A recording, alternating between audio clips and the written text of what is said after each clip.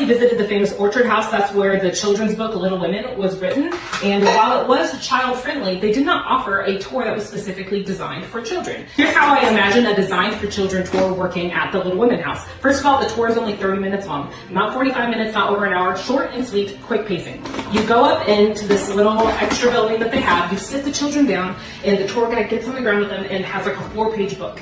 And she said, this house tells the story of 4 sisters.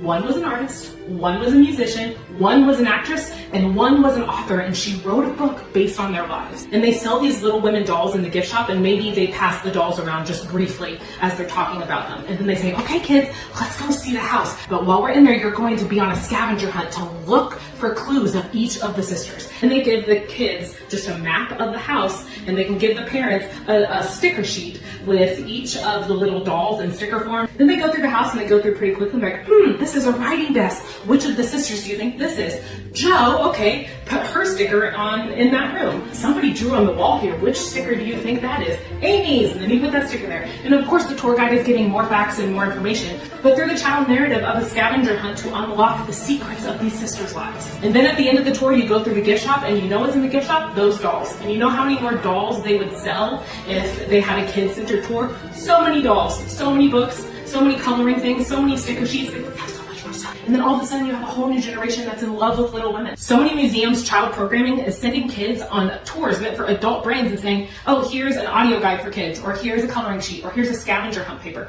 And that's the equivalent of sending a kindergartner to college and saying, well, here's a coloring sheet with the lecture. Stop, I can hear it now. Not everything is about your kid. I'm not saying replace all the tours, just one a day or a couple a week. I would have totally rearranged my schedule visiting that town to choose that tour, because when my kids are engaged and occupied, I get the opportunity to also learn about the house. Because when I take my kids on a child-friendly tour that's really meant for adults, I can't listen to what the guide person is saying. I'm too busy dealing with them. So when my kids are being educated and occupied, I'm also being educated. Because when you serve the needs of children, you're not just serving that 20% of the population, you're serving their caretakers as well. You're meeting the needs of 40% of the population.